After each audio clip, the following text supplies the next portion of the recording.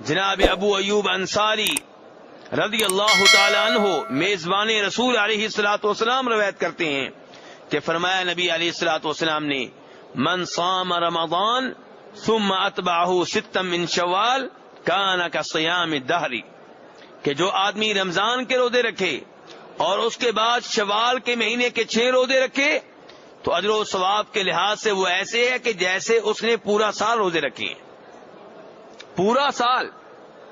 دوسری حدیث میں آپ وضاحت کرتے ہیں کہ ایک نیکی 10 کے برابر ہوتی ہے، یہ اللہ کا کرم ہے۔ جب ہم گناہ کرتے ہیں اللہ اس کے بارے میں ایک گناہ ہی لکھتے ہیں، لیکن جب ہم ایک نیکی کرتے ہیں تو 10 نیکیاں لکھی جاتی ہیں۔ اللہ کا کرم ہے، اللہ کی مہربانی ہے۔ اب ہم نے رمضان کے 30 روزے رکھے تو 30 کو 10 سے ضرب دیں کتنے بنے؟ 300۔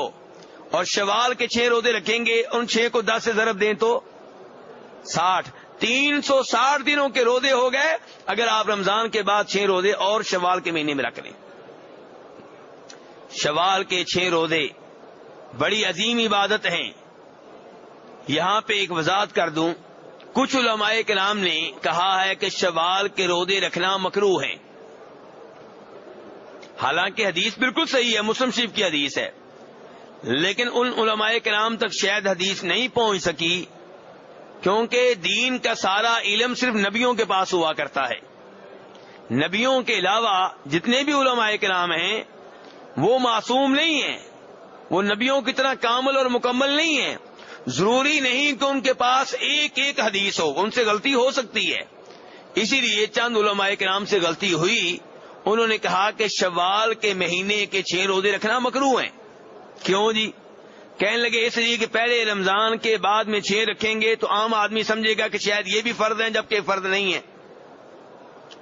میرے بھائی، حدیث نبی علیہ الصلوۃ والسلام کی واضح ہے کہ رمضان کے بعد شوال کے 6 روزے رکھنے چاہیے، اور یہ آپ کا شبہ ہے کہ لوگ سمجھیں گے کہ شاید یہ بھی فرض ہے، اس شبے کی وجہ سے حدیث کو نہیں چھوڑا جا سکتا۔ تو نبی علیہ الصلوۃ والسلام کا فرمان ہر عالم دین کے قول اور فتویٰ سے مقدم ہے۔ اللہ تعالیٰ اس لیے فرماتے ہیں یا ایھا الذین آمنوا لا ترفعوا اصواتکم فوق صوت النبی، کہ اے ایمان والو نبی علیہ الصلوۃ والسلام کی آواز سے کسی کی آواز اوپر نہ ہونے دو۔ نبی علیہ الصلوۃ والسلام کی آواز کیا ہے آج؟ آپ کی احادیث، آپ کے فرامین، آپ کے اقوال، یہ آپ کی آواز ہیں، اور آپ کی حدیث کے اوپر کسی کے فتوے کو مقدم نہیں کرنا، کسی کے قول کو مقدم نہیں کرنا، کسی کی رائے کو مقدم نہیں کرنا، کسی شبے کو آپ کی حدیث سے بڑھ کے ترجیح نہیں دینی۔ تو اس لیے شوال کے 6 روزے رکھنے چاہیے۔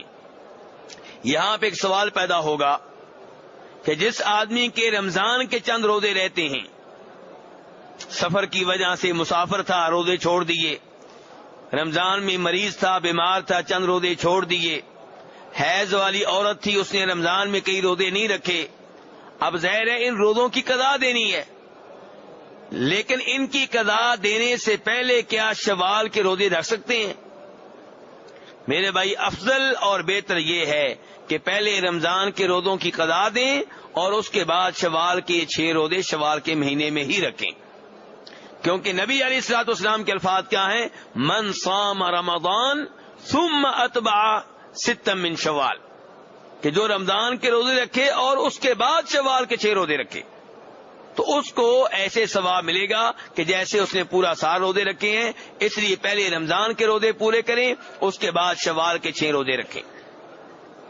لیکن اگر کوئی آدمی رمضان کے روزوں کی قضا نہیں دے سکا اور شوال کے آخری 5-6 دن رہ گئے ہیں تو پھر کیا کرے؟